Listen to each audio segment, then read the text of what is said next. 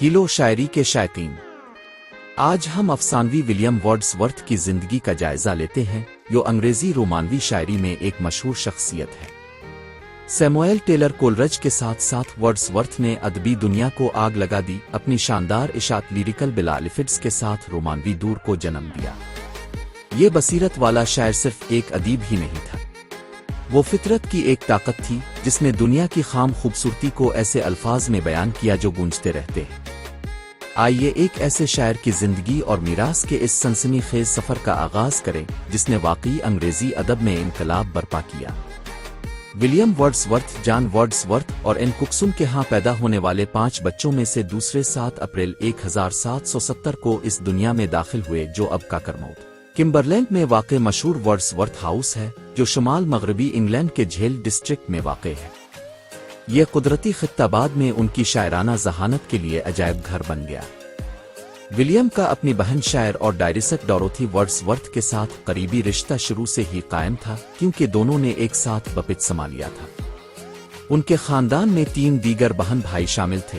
Richard, जिन्होंने कानून में अपना कैरियर बनाया। जॉन, एक समंदरी सफर करने वाला मुहिम जो 1805 में एक जहाज के हादसे में अलमनाक तौर पर हलाक हो गया था। और क्रिस्टोफर, जो चर्च की सफ़ों से बढ़कर ट्रिनिटी कॉलेज कैम्ब्रिज के मास्टर बने। अपने वालिद के बावकार ओहदे के बावजूद जेम्स लूथर, एक एसटी अर्ल ऑफ लोनसडील के कानूनी नुमाइंदे के तौर पर वर्ड्सवर्थ के बच्चों का उनके साथ महदूद तामुल था, अक्सर कारोबारी सफर। ताहम इसने नौजवान विलियम में अदबी जज्बे के बीज बोए, इस पर जोर दिया कि वो मिल्टन, शेक्सपियर और स्पिनसर जैसे अजीम लोगों के कामों को याद करें और सुनाएं। ये तख्लीकी तजर्बात जो उनके वालिद की लाइब्रेरी में आयात पर छा गए, वर्ड्सवर्थ की शायराना आवाज़ को तश्कील देने में अहम किरदार अदा करते थे। विलियम की इब्तिदाई तालीम कम दिलकश थी, जिसका आगाज काकरमौथ के एक मामूली स्कूल से हुआ और फिर वो पिनरथ के एक मजीद बेहतर इदारे में चला गया, जहां इसकी मुलाकात हुचिनसन खानदान से हुई, बशमूल मेरी हुचिनसन, जो बाद में इसकी बीवी बनेंगी। लेकिन इसकी जवानी इसके साए के बगैर नहीं थी। 1778 में अपनी वालिदा की मौत के बाद विलियम को लंकाशायर के हाक्सहेड ग्रामर स्कूल भेज दिया गया, जो डोरोथी से 9 साल तक अलग रहा। इसी साल इसने सेंट जॉन कॉलेज कैम्ब्रिज में तालीमी सफर का आगाज किया। 1791 में BA की डिग्री हासिल की। वर्ड्सवर्थ दिल में आवारा था। यूरोप भर में उनके पैदल सफर, खास तौर पर 1790 में अल्पस के जरिए उनके पुरजोश सफर ने फितरत के लिए एक ऐसे आतिशगीर जज्बे को भड़का दिया जो उनकी शायरी में फैल जाएगा, जिससे वो रोमानवी अदब में एक बुलंद पाया शख्सियत बन गए जिन्हें हम आज मनाते हैं। 1793 में विलियम वर्ड्सवर्थ अपने पहले मजमू इवनिंग वॉक और तफसीली खाके की इशात के साथ अदबी मंजरनामे पर आ गए। इन इब्तिदाई तसानीफ ने इस शायराना रौनक की तरफ इशारा किया जो अभी आना बाकी था। 2 साल बाद 1795 में खुशकिस्मती का एक झटका रेजली क्लोवर से 900 पाउंड्स की विरासत के साथ आया, जिससे वो खुद को शायरी के शौक में पूरी तरह गर्क करने के काबिल बना। इसी अहम साल वर्ड्सवर्थ की जिंदगी ने एक और अहम मोड़ लिया जब वो उनसे मिले, समरसीट में सैमुएल टेलर कोलरज। उनके फौरी ताल्लुक ने एक तख्लीकी शराकत को जन्म दिया जो हमेशा के लिए अंग्रेजी अदब का रुख बदल देगा। 1795 में विलियम और उसकी बहन डोरोथी डोरसीट के रेस डाउन हाउस चले गए। ये एक पुरसुकून इतिकाफ है जहां उन्होंने करीबी पहाड़ियों के दरमियान चहल कदमी करते हुए घंटों गुजारे। डोरोथी अगरचे लीकलैंड के मानूस आबशारों के लिए तरस रही थी, लेकिन इसने अपने नए माहौल की नाहमवार खूबसूरती में सुकून पाया। लिखा, हमारे पास ऐसी पहाड़ियां हैं जो दूर से नजर आती हैं, तकरीबन पहाड़ों की शक्ल इख्तियार कर लेती है। 1797 तक वर्ड्सवर्थ के बहन भाई समरसेट के अल्फोक्सटन हाउस में मुंतकिल हो गए, जो नीदर स्टुवी में कोलरज के घर से सिर्फ एक पत्थर की दूरी पर है। इस कुर्बत ने दोनों दोस्तों के दरमियान शायराना तख्लीकी सलाहियतों को भड़का दिया। डोरोथी की अनमोल बसीरत के साथ उन्होंने लिरिकल बिलालिफिड्स तैयार किया, जो एक ऐसा मजमुआ है जो अंग्रेजी रोमानवी तहरीक का सन बुनियाद बन जाएगा। काबिल जिक्र बात यह है कि यह अहम जल्द दोनों शायरों के नाम छुपाते हुए गुमनाम तौर पर शाये की गई थी। इसके खजानों में से वर्ड्सवर्थ का ओ टेंटन एबी और कोलरज का शिकार the rime of the ancient mariner था।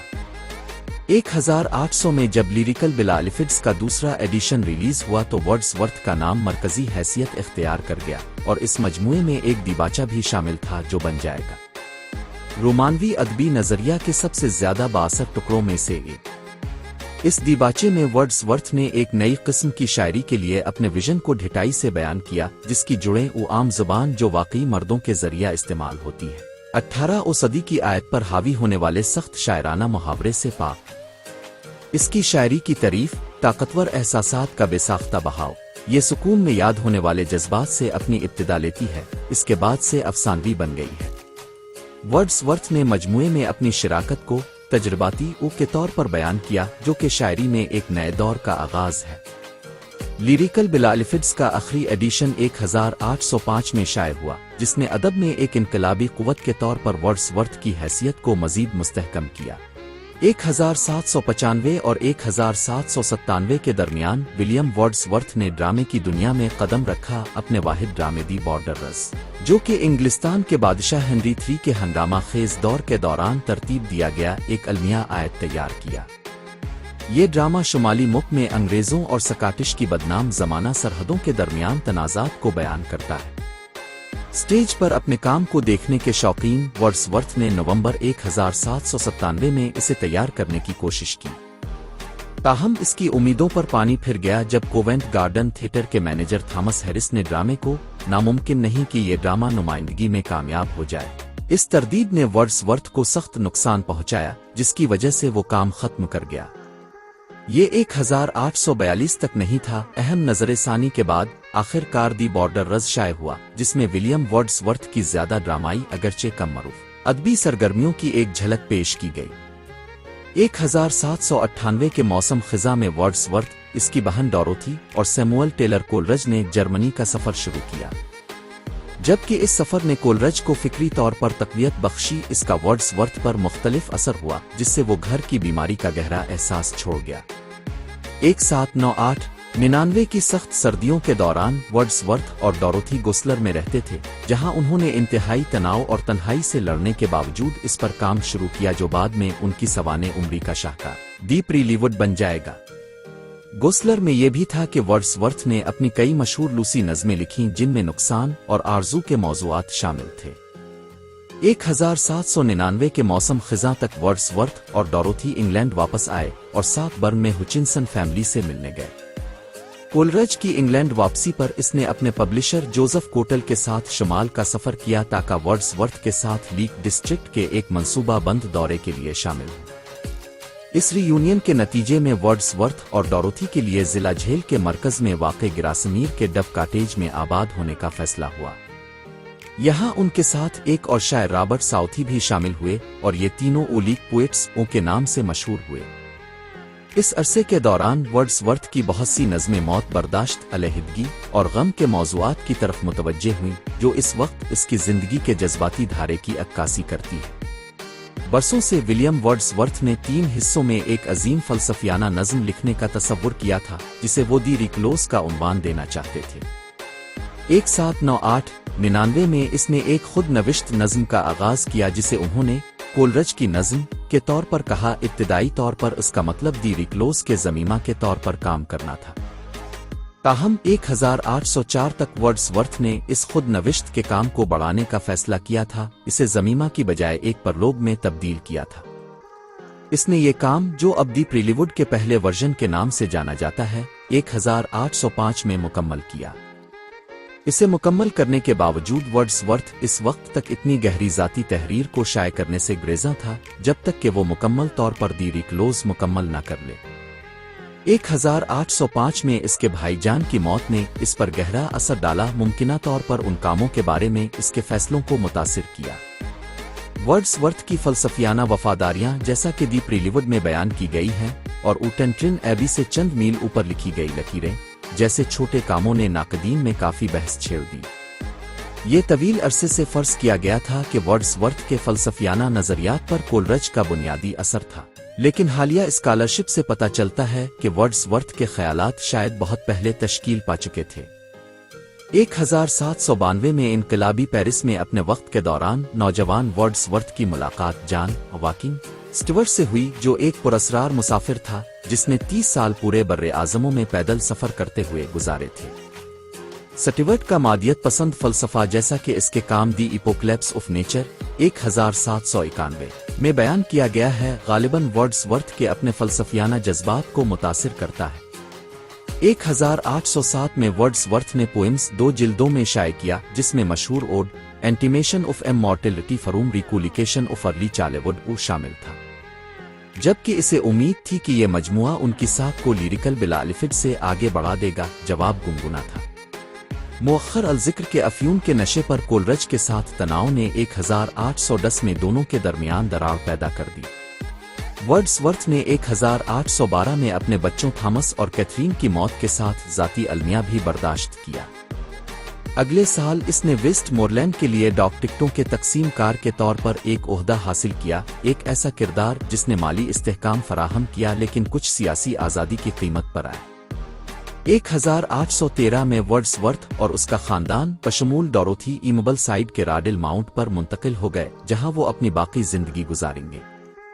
1814 में वर्ड्सवर्थ ने नामुकम्मल 3 हिस्सों पर मुश्तमिल काम के दूसरे हिस्से के तौर पर दी एक्स करवैन शाये किया। इतिकाफ। अगरचे इसने पहले तीसरे हिस्से को कभी मुकम्मल नहीं किया, लेकिन इसने एक शायराना प्रॉस्पेक्टस तैयार किया जिसमें पूरे काम की साख्त और इरादों का खाका पेश किया गया। कुछ नक्कादों का कहना है कि वर्ड्सवर्थ का काम 1810 की दहाई के वस्त में ज़वाल पजीर होना शुरू हुआ, क्योंकि नुकसान, मौत बर्दाश्त और अलहदगी के मौज़ूआत जो उनकी इब्तिदाई शायरी पर हावी थे, उनकी जिंदगी और तहरीरों में तेजी से हल हो रहे थे। ताहम 1820 तक अवामी और तनकीदी राय तब्दील हो चुकी थी और वर्ड्सवर्थ को काफ़ी कामयाबी मिली। विलियम ब्लेक, एक हम असर शायर और फनकार जो वर्ड्सवर्थ के काम से वाकिफ थे, अपनी शायरी में वर्ड्सवर्थ की इंसानी जहन पर मरकूज होने से मुतवज्जे और परेशान थे। डी एक्स करवैन में वर्ड्सवर्थ के इस दावे के जवाब में कि इंसानी जहन इसका शायराना डोमेन है, ब्लेक ने मशहूर तौर पर अपने दोस्त हेनरी कर्ब रॉबिन्सन को रिमार्क्स दिए कि ये ख्याल इसके लिए आंतों की शिकायत का बाइस बना, जिसकी वजह से वो तकरीबन हलाक हो गया, बहुत से करीबी दोस्तों के खो जाने के बावजूद। और हम असरों जैसे कि 1823 में मुसव्विर विलियम ग्रीन और 1834 में शायर कोलरज और चार्ल्स लैम्ब, वर्ड्सवर्थ की मकबूलियत बरकरार रही। इसने 1828 में कोलरज से सुलह कर ली और दोनों शायरों ने इस साल एक साथ राइनलैंड का दौरा भी किया। अगरचे डोरोथी वर्ड्सवर्थ को 1829 में एक शदीद बीमारी हुई, जिसकी वजह से वो नाकारा हो गई।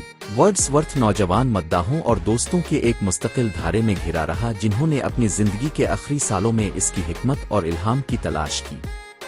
कोलरज के बरक्स, विलियम वर्ड्सवर्थ की नौजवान सियासी बुनियाद परस्ती ने इसे कभी भी अपनी मजहबी परवरिश के खिलाफ बगावत पर मजबूर नहीं किया।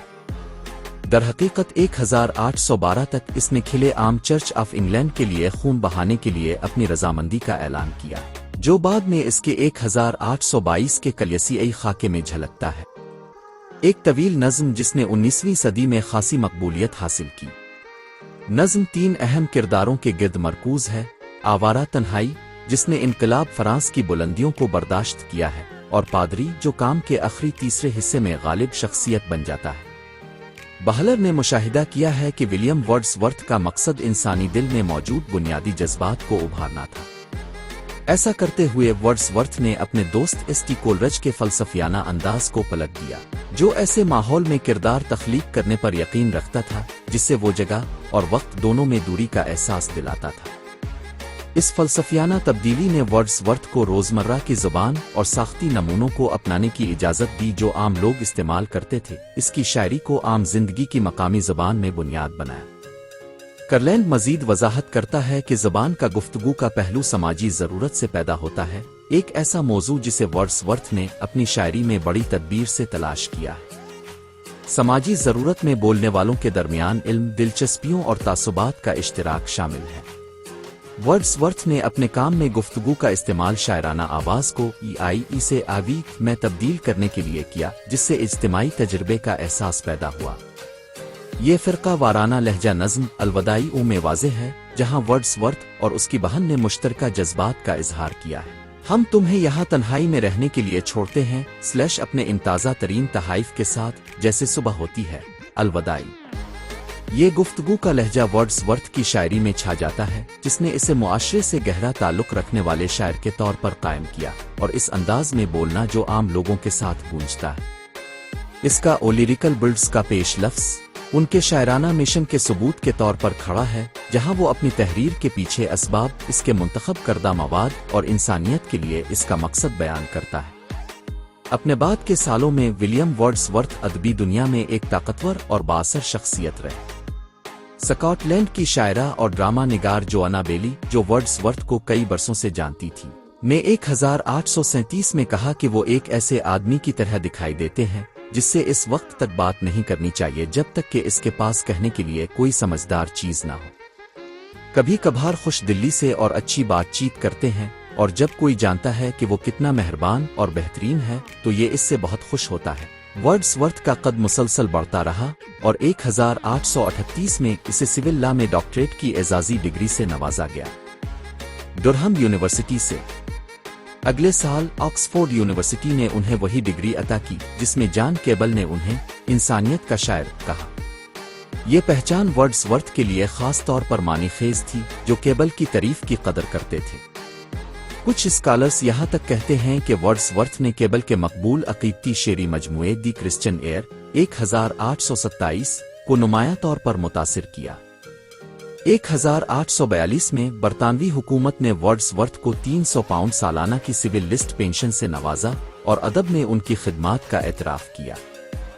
1843 میں اپنے دوست رابرٹ ساؤتھی کی موت کے بعد ورڈسورتھ کو شاعر انعام یافتہ مقرر کیا گیا۔ ابتدائی طور پر اس نے اپنی بڑی عمر کا حوالہ دیتے ہوئے اس اعزاز سے انکار کر دیا، لیکن وزیر اعظم رابرٹ پیل کی طرف سے اس بات کی یقین دہانی کے بعد اس نے قبول کر لیا کہ ان سے کسی سرکاری آیات کی ضرورت نہیں ہوگی۔